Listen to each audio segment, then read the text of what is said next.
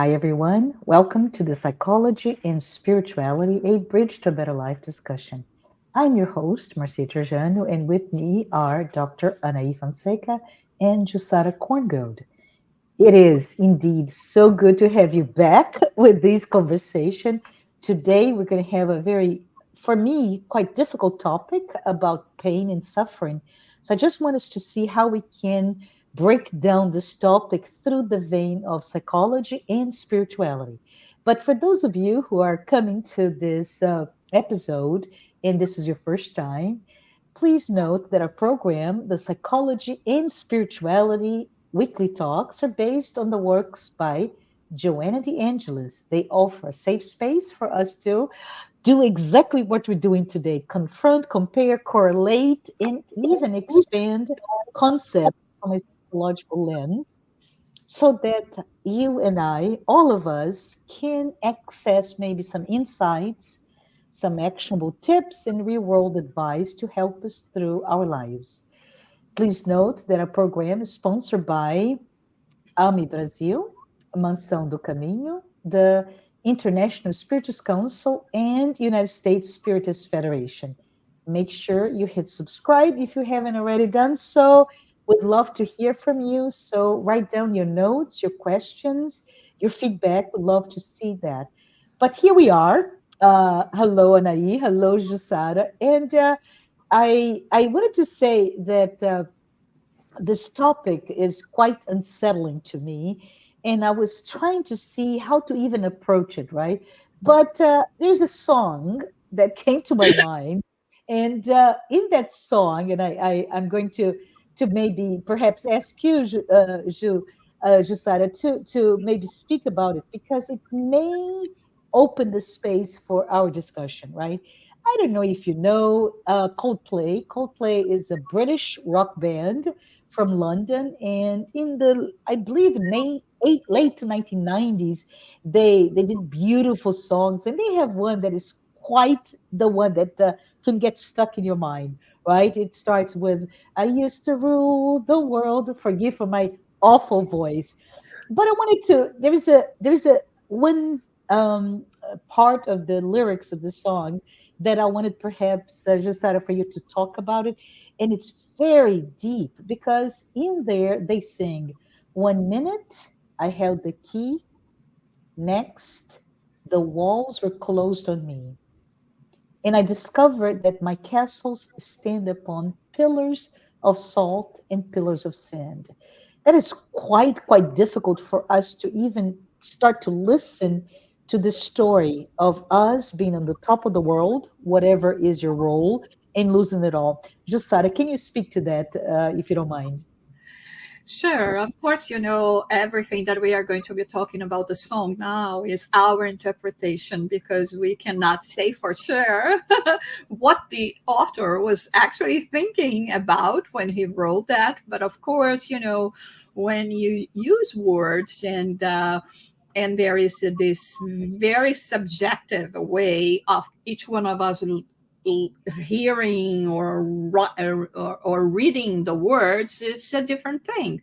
So depending on the angle that we are going to be going, of course that may have a different perspective. So we can even start with the since you read this paragraph, we can even talk about the title of the song, Viva la Vida, right?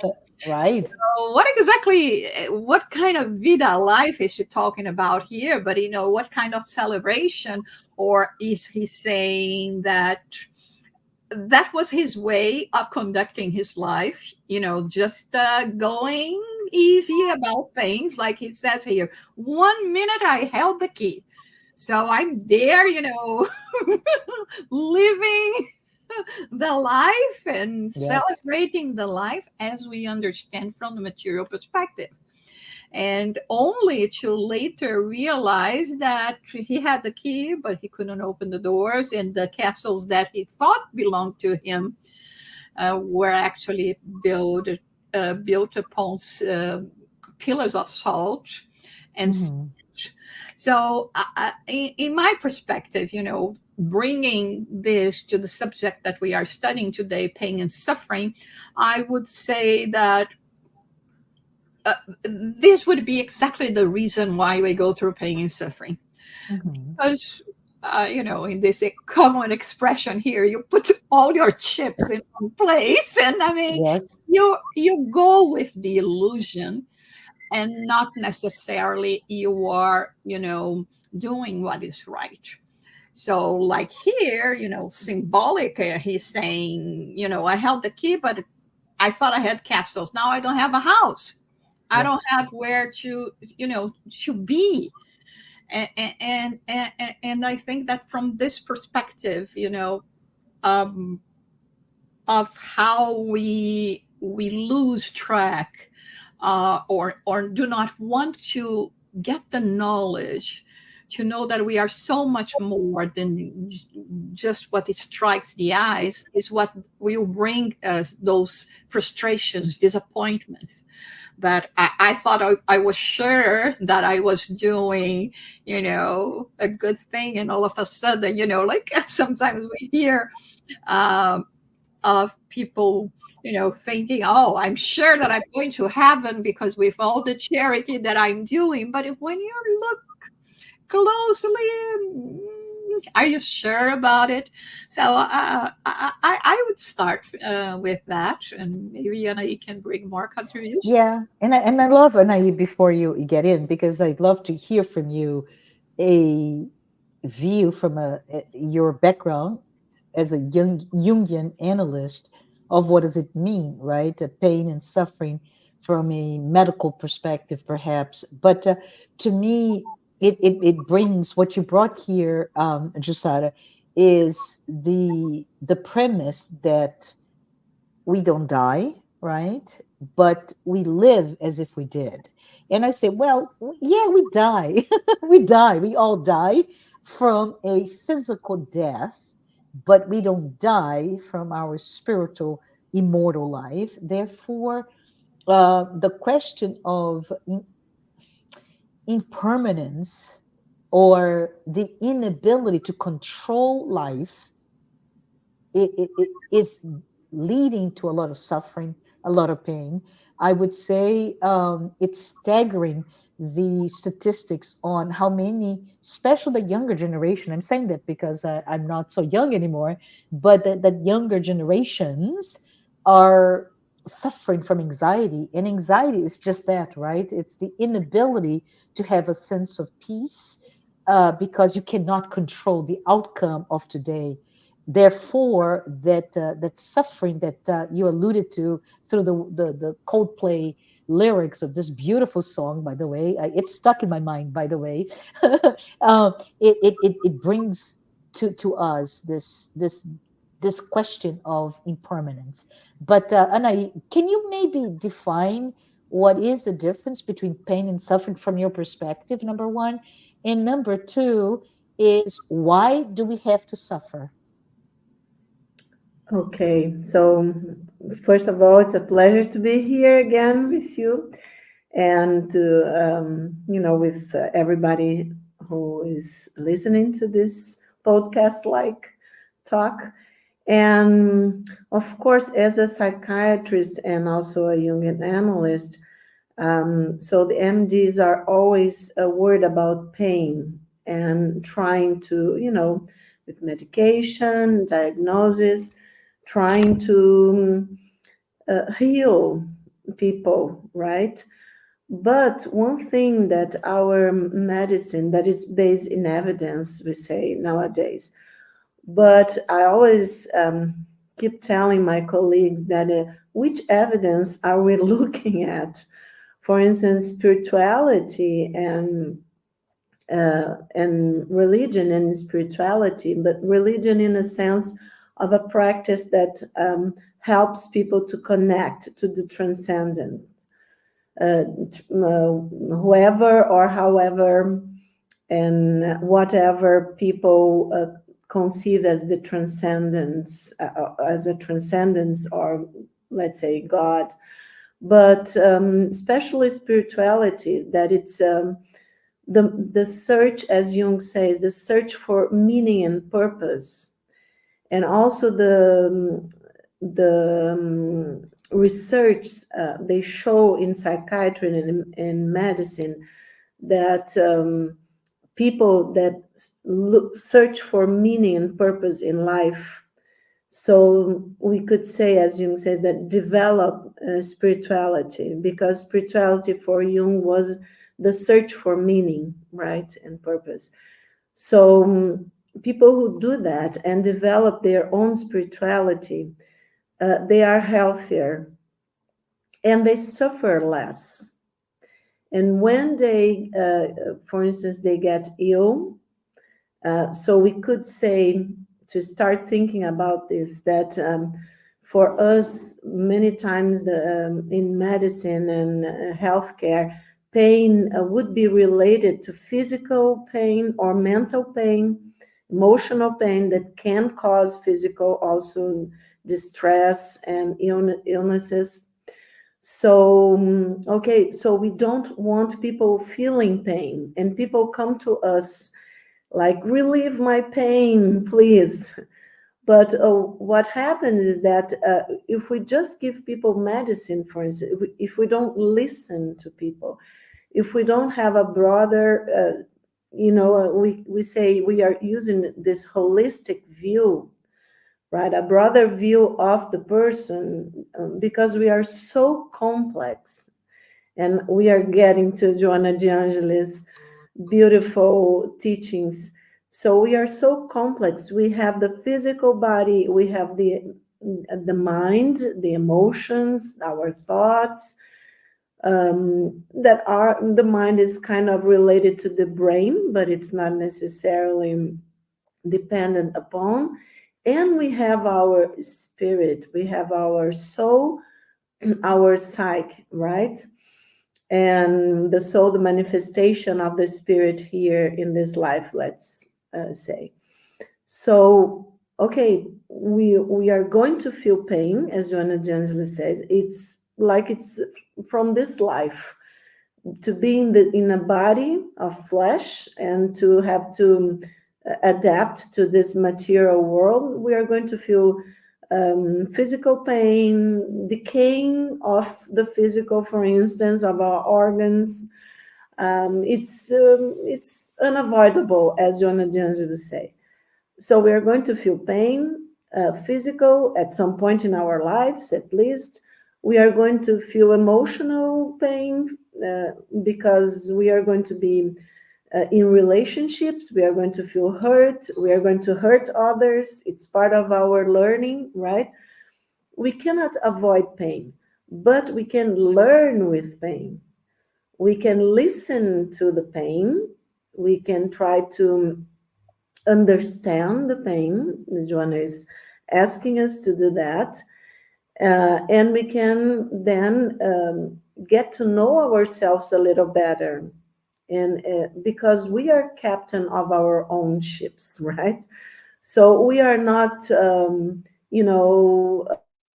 oh, I need some medication. I need someone to, to heal my pain, because we can do that. Of Can I course, add at some something? point, we Yeah. need a medical doctor. Yes, yes, No, please no, no, go go ahead ahead. and finish. I was just going to add something, but go ahead. Sorry for the interruption. Okay, no problem. So, and also the emotional pain, Jung says that there is no birth of consciousness without pain, because then he's talking about a pain that is the result of a conflict, an inner conflict. So, Joanna is always trying to show us the importance of self analysis, of self-discovery, of understanding ourselves better, better understanding ourselves. So we have to do this in a physical way. We have to, for instance, even in high school, I think, elementary school probably, we are learning about our bodies, right? It's very important. We need to know ourselves. We need to know how to feed ourselves with good, nutritious food, things like that. We have to sleep better. People are not sleeping very well these days. We have to exercise, everything that we know nowadays that will help our bodies to be healthy, or even if there's an imbalance, to heal our bodies. And we have to pay attention to our emotions and thoughts, the way that we are relating to each other. And we also have to pay attention to the way that my ego, my consciousness here, is relating to the world, right? And then we come to the Coldplay. How am I living my life? La vida, right? How am I living my life? So I would say that pain is unavoidable. I totally agree with Joanna de Angelis.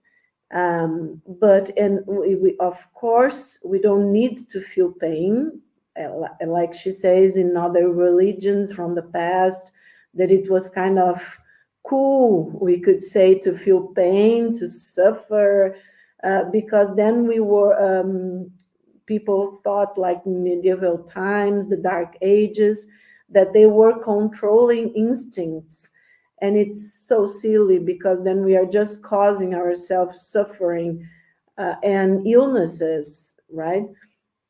So we nowadays, we know all of that we have to take care of ourselves, we have to take care of our mental health, that it's really nice that everybody's talking about this these days, so we can go deeper and try not to fall in the trap of the character of this lyric, as Jussara was saying, that we can just guess.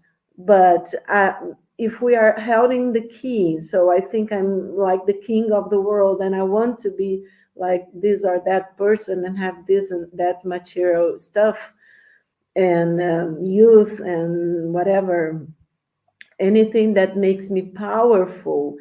And in a certain way, for the ego, it's like cheating uh, death, or even life. I can control life, and it's so silly. We cannot control life. We cannot. This is just our immature egos thinking that we held the key if we are rich or young or beautiful or this and that, because the walls are going to close on us, like the song. And I would say, like, death, I totally agree with you, because it's certain we are going, but death like a portal. Okay, then, like in the spiritist knowledge, we know that it's just a passage to another, let's say, to the life of the spirit. And then everything that was so certain for me, my body, my material stuff, my titles, my youth or whatever, suddenly the walls closed on me, and I discovered that my castles stand upon pillars of salt and sand. So they were nothing, they were gone.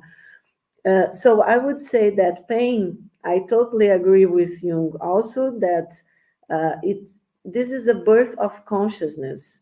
This person, this character, of course, when he discovers, or she, that her or his castle stand upon pillars of sand, right? And they had the castles had to be left behind, because we are not taking material stuff with us to the spiritual dimensions. So of course, then we have the suffering of the soul, that kind of lost time, lost opportunities to grow, to evolve, right? To be healthier. And so I just wanted to tell you that I love this sentence by Joanna, that she says, suffering, therefore, since we are all talking and thinking about that, can and should be considered a disease of the soul, which still clings to sensations favoring paths and actions that produce imbalance.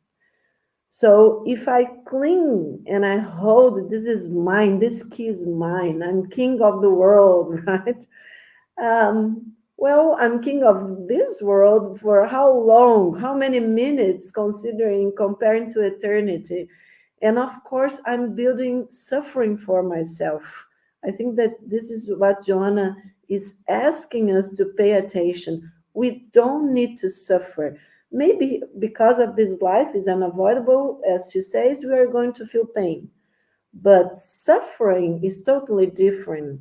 Suffering, according to Joanna, is a disease of the soul. And our soul doesn't have to get sick, let's say. We can, and we are in the process of evolving, of achieving an expanded consciousness.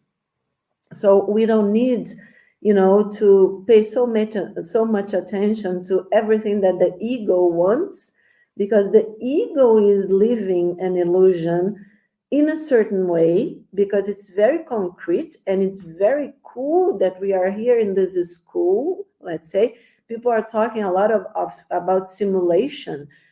It's a simulation for the spirit, let's say, but for the ego, it's it's a reality. It's our reality, right? Here, a reality of learning, a school of learning, as the spiritist knowledge say. But for our higher self, okay, of course, it's an illusion. Like, okay, it's a learning that I'm agreed that I'm going to for some time, and then I'll go back stronger, more wiser, things like that. But I will provoke a little bit Jussara, because I want so much her to talk. There's another sentence, but of course, Marcia, I thought you wanted to tell me something also. Yeah, I wanted to, and we can talk about after Jussara speaks to your question now. But before we end our conversation, and forgive me, I'm losing my voice. I wanted to bring another aspect, but go ahead, Jussara, if you don't mind. Okay, so I have to ask the question. It's another sentence of the lyrics. Which one?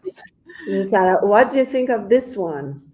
I know St. Peter won't call my name, never an honest word, but that was when I ruled the world. Yeah, that's so fantastic. I mean, again, going in this line of thinking that we are, using our imagination to interpret, right? Using the words, and there is one that he says, "Now the old king is dead, and long live the king."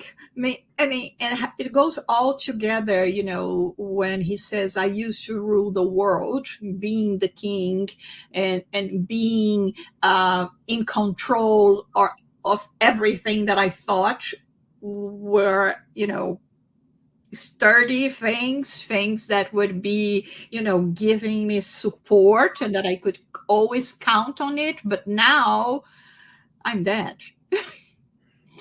And people were saying, "Long live the king," like, and open the way for a new one, new ruler to come, right? He used to rule that there is always someone that is going to replace you. So I think that there is this conscience and understanding that now, with a different kind of vision and clear vision, how, and the way it used St. Peter as meaning, the way we understand, the way we have been brought up, many of us in religion, or, from the past, whatever, that St. Peter is the one that holds the keys to heaven, right? To, you did good, come on in, right? Now there is the realization that I did very well. I viva la vida in the physical world, but now from the spiritual perspective, my emotions, um, they are not in tune with what follows. And this is what brings suffering. I think, to me, suffering is totally related to emotions, to the emotions of the spirit. Because even when you are in pain, a physical pain or are suffering any other kind of pain, but if you are centered, right, if you have values, you will go through that in an easier way than others that have different values in life. So I can aggravate my pain by exacerbating my ego and thinking that because I do not deserve those things. I deserve things totally different. This is completely unfair, or this is the result of other people's faults, and never assuming the responsibility for anything. This is when suffering is really going to get us harder. And as a consequence, pain, because until I realize that there is so much more to life and celebrating life as an immortal soul, I will leave a lot of room for, reaping the consequences of my actions. Absolutely. I appreciate your um, review of this song, right? And one of the things that come to my mind, two couple of things, but the first one was in many philosophies, we correlate um, pain and suffering with being a bad person, right? So you see in literature, we see in music, in movies, where those that are truly good, and this is almost mythological, they don't actually suffer. And yet, somebody like Joseph Campbell brings to us from his beautiful theological review, right, and mythological, that the hero, in its heroic quest, never comes out unscathed, right? And it's beautiful, this idea that for us to go through life and to achieve new plateau of evolution, be it in this life, in a material perspective, or in our eternal life, our spiritual lives, we really need to have the courage to keep at it and build some resilience so that those things that come at us, it's okay. It's part of the quest to become better. But the other thought, if you don't mind, is boy, this conversation is bringing me all over the place. So Say my something third, yeah, before we lose the track. yeah, yeah, Last week I was listening to a podcast that was talking about Jung's spiritual perspective and yes, each. And of course, Dr. Anahy is the expert here. But there was one thing and since you talked about hero, like in the vision of Jung, please tell me if this is right, okay? And vision of Jung, Jesus was the perfect hero. And of course, Nietzsche would never accept that. And when you said, the hero never goes unscathed, I mean, not even Jesus, perfect hero, went yeah, without going through pain, not suffering. extreme, but extreme pain, right? Not Yeah. suffering, because then Hmm. he was centered, balanced, but Hmm. definitely pain because he had a physical body. So go ahead. No, this is awesome. You Thank you said, for is that connecting that. correct? Yeah, Is that yeah, correct? The idea of Jesus being the hero in Jung's perspective, or yeah. We And could back to go ahead, Anaí, please. say, because for you, like, yes, we could say in a sense his life shows the hero myth. Yeah. And we have to understand that Jung says one thing, for instance, meaning many things, like the concept, Jung's concept of the self, capital S, Hmm. that is the center of the psyche, but at the same time is the totality of the psyche. So he uses, it's a little confusing for people, and we take a lot of time to understand because he's not, he's seeing a lot of things, even his concept of the self that we call a higher self, for instance, not the ego, right? But also the center of the psyche and the totality. Okay, so because, for instance, we can use the self, capital S, as synonym of an imago Dei, like the image of God that we have inside of us. So it's like Jesus, the same thing in a sense, because you can understand his journey as the hero myth of when, because Jesus comes as a man, but when he connects to the Christ consciousness, then he's Jesus the Christ. And then he is a whole, in a whole. The Father and I are one, in a sense that he connected to the source with God, with the Christ consciousness. Then we can use this as the hero myth is the myth of the birth of consciousness, and the struggle of the ego to get to a point of a higher consciousness of individuation, of being uh, more whole in this world, and individuate, like express the totality of your soul as much as you can.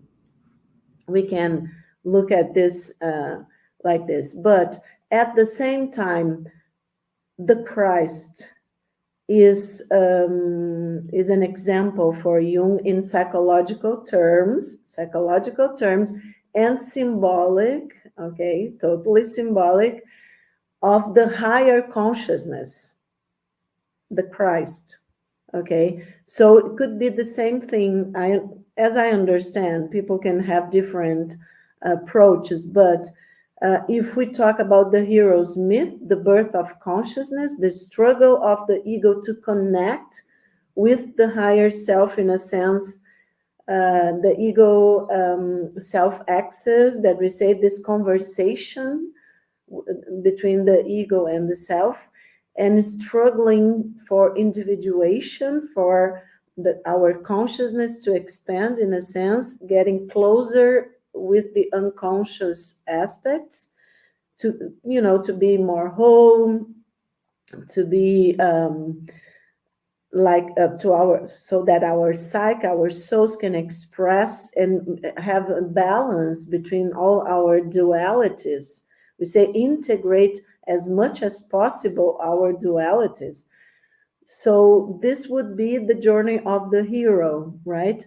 But then the Christ would be our, let's say, as much as we can, this sparkle of the God of gods that we have within us, and that Joanna says that it's Jung self, capital S, is our spirit. So when we think about the spirit, our higher spirit is so beautiful, because we understand what Jesus was telling us, that everything that he did, we could achieve also. We could do what we thought as miracles because of our spiritual ignorance, was all his wisdom and all his connection to the Christ consciousness with God, that simply here was expressed in a beautiful way in his journey, that seemed like miracles. I can imagine myself up to this day, sometimes we have quantum physics and things like that, but wow, healing someone just by touching, just by talking to the person, just by embracing the person. Of course, he was healing deeply in even with physics that we don't understand. How we hardly understand a little bit of concepts of quantum physics, and we don't know how to join with mechanics, physics, and all this stuff, people are still, the physicists are still searching a theory of everything. Imagine that. We want to explain everything. Yes, go ahead, keep trying, people. 2,000 years, we keep trying to understand what Jesus told us, but it's cool because we need to keep trying. We need to face our fears, our shadows. That is something really cool that Jussara talked about, and Marcia also about Joe Campbell, right? And mythologist, great American mythologist, and that talks about the hero's myth, our struggle to develop consciousness and to be more whole here, to express our soul, and also to be in contact with our personal myth, our sacred story. What are we doing here?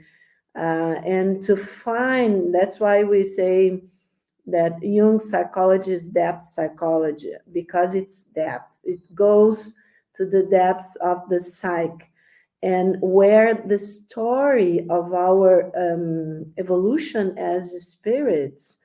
So the story of our soul here, what are we doing here?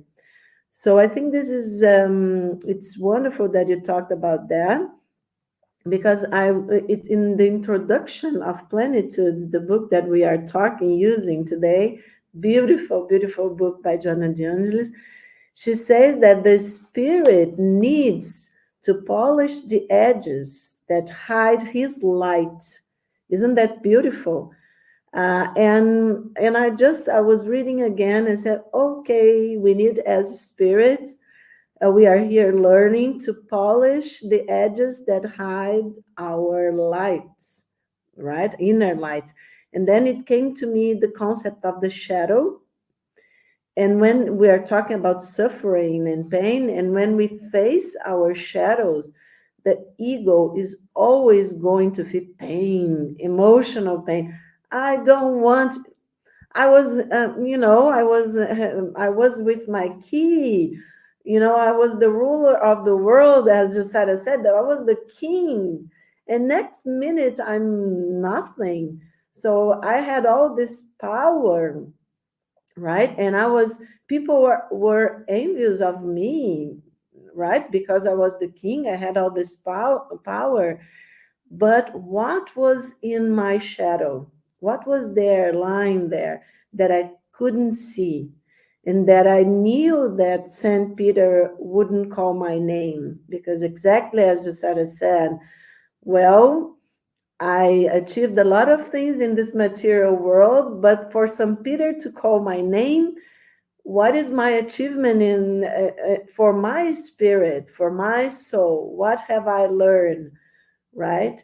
What I'm clinging to, that it's like making my journey harder, not in the physical sense maybe, but in the spiritual sense. So when Jonah says the spirit needs to polish the edges that hide his light, okay, we have to get in contact with our shadows, so that we are polishing this, our edges, right, our shadows. And she says, and for that reason, suffering is a normal occurrence which knowledge and willpower can direct in a balanced way, so that suffering can fulfill its sublime purpose. Isn't that beautiful? Yeah, can I just add a couple of things that are popping in my mind, because this is beautiful. Number one, if you were to kind of connect the dots, right? The first thing is, um, pain is part of evolution, right? It's part of our evolving spirit. It's found everywhere. It's found, and that's what I wanted to perhaps, if I may, bring the amazing Lebanese poet Khalil Gibran, right? His words on pain is really speak to me because he says, your pain is the breaking of the shell that encloses your understanding. Wow, I love. And he keeps going. It's beautiful. Even as the stone of the fruit must break, that its heart may stand in the sun, so must you know pain. And could you keep your heart in wonder at the daily miracles of your life, your pain would not seem less wondrous than your joy. And you would accept the seasons of your heart, even as you have always accepted the seasons that pass over the fields. And you would watch with serenity through the winters of your grief. And I see that basically, Jussara, going back to Coldplay with the loss, the sense of loss. And then he closes with what you were saying just now, Anahy, right? As the suffering is really part of our decisions. But Khalil Gibran says much of your pain is self-chosen, right? It is the bitter potion by which the physician within you heals your sick self. Therefore, trust the physician, drink this remedy in silence and tranquility, for his hand, though heavy and hard, is guided by the tender hand of the unseen. And the cup he brings, though it burns your lips, has been fashioned of the clay which the potter, capital P, has moistened with his, capital H, own sacred tears. And I just think, my goodness, what inspiring words that he brings to us. In if we think again, connecting the dots, right?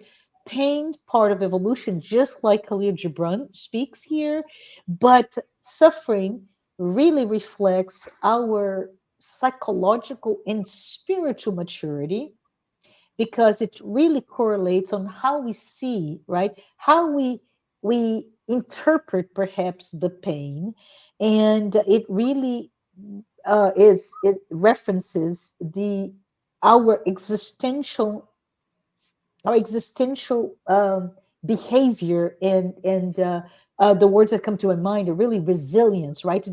Do I have I um, created and developed resilience through all that I have to go through. And then it goes back to what you're talking about, the individuation, right? Jesus as the ultimate hero, and how we can see that through the journey, and Jesus was already there, by the way, but how in that journey that we too one day will be Christ like, right? We need to understand no longer our duality within, but to look at our shadows, as you put it so beautifully, Dr. Nai, um, and we bring toward that individuation, that integration of who we are. That includes, and this is the last thing that comes to my mind, a book that really I read when I was a young kid, and it completely, I would have nightmares with this. So that's the portrait of Dorian Gray, right? Where Dorian Gray, he creates, right? He creates this other self where the portrait kept all the pain, all the suffering, everything, the aging, and he kept pure, if you will. And that is, it can be seen or interpreted as the shadow is the portrait, right? The shadow contains everything that you reject.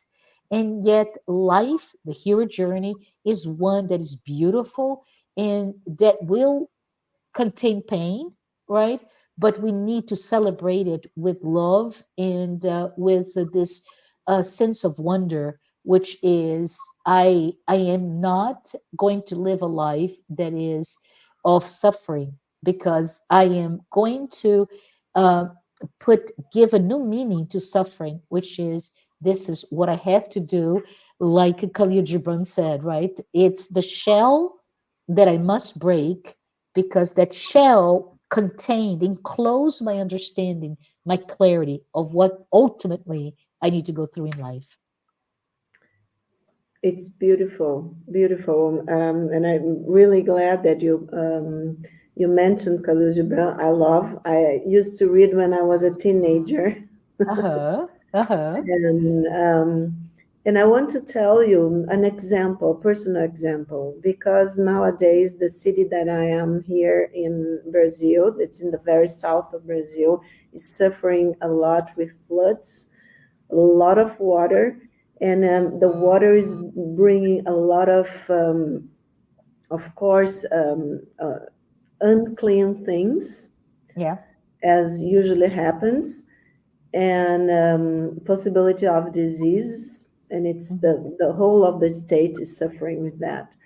And one of the things, since we're talking about suffering, is that the suffering will depend on the way that we look, exactly as you said, Khalil Gibran was talking about, the way that we look. Of course, we're going to suffer to lose things and to be afraid, because the ego is always afraid and is in connection with the material world. But if we try to understand that, for instance, we are talking about water in this example that I'm leaving. So the water in all the main religions, it's a symbol of purification, cleanless, rebirth. Okay, so if I look to the waters afraid of death, because people are always afraid of that. And it's so beautiful that we have the spiritist knowledge that nobody dies. This is an illusion. We just, go through a portal, and if we struggle, as Joanna de Angelis is saying, willpower and increase our knowledge, then it's so beautiful, this moment of traveling back to our original dimension, the dimension of the spirit. I always remember a ship arriving, not leaving, but arriving, and everybody in the port really happy. Wow, here she comes, or he comes again. And look at all that he or she has learned, and the light that is shining brighter. We are talking about, Joanna was talking about polishing our edges light, so that our light can shine brighter.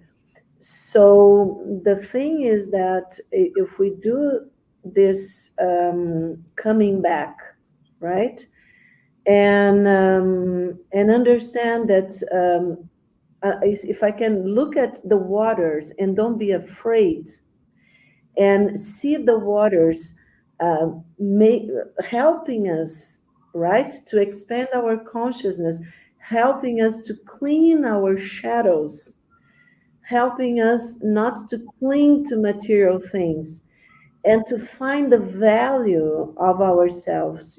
I am what I am in my spirit, and not only what I'm here now.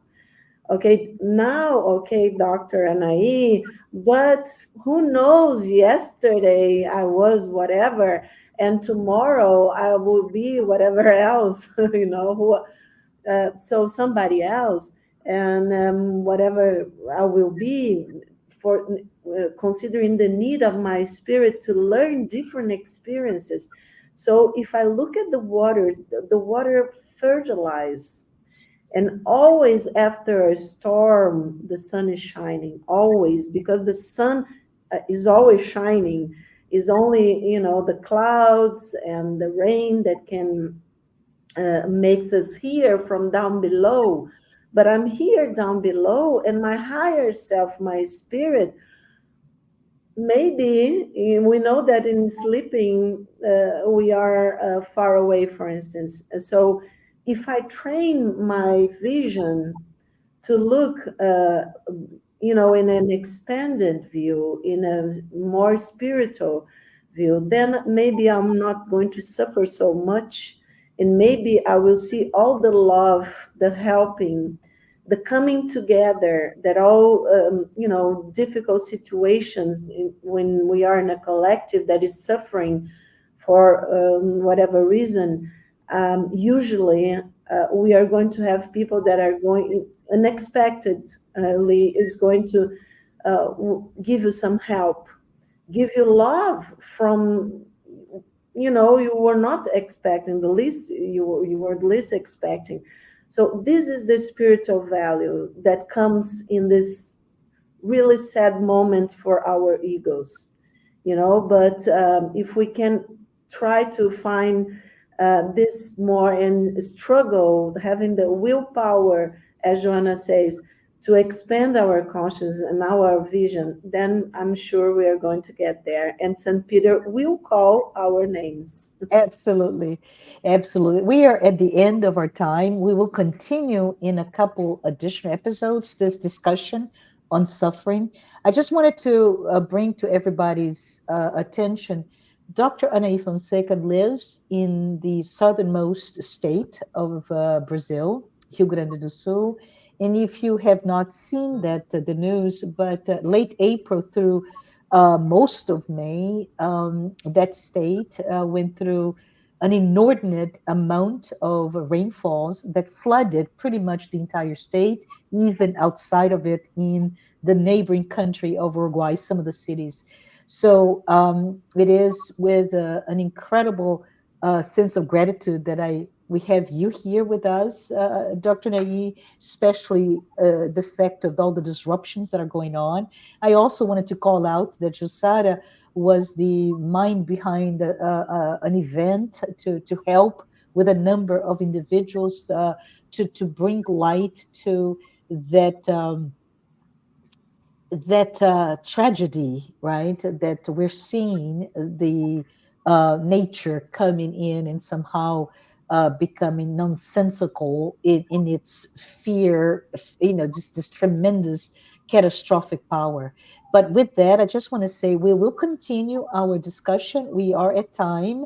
And wanted to say thank you both. Thank you, Jussara. I don't know if you want to give a final words before we say goodbye.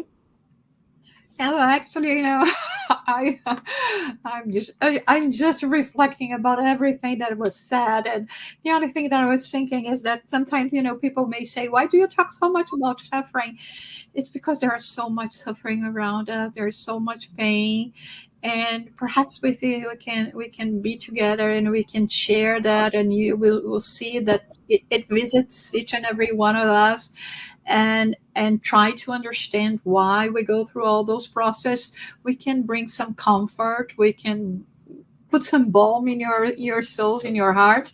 And I think this is the main reason why we really bring this topic, although we understand that it's quite hard. It's quite hard to talk about it, and to hear about it, to listen about to this topic as well, but it's so necessary. Thank you so Yes. much. Thank you, Anahy. Thank you, Marcia.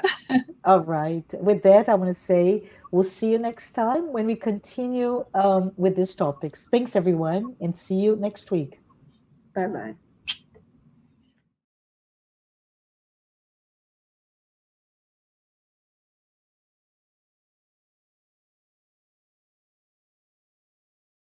bye.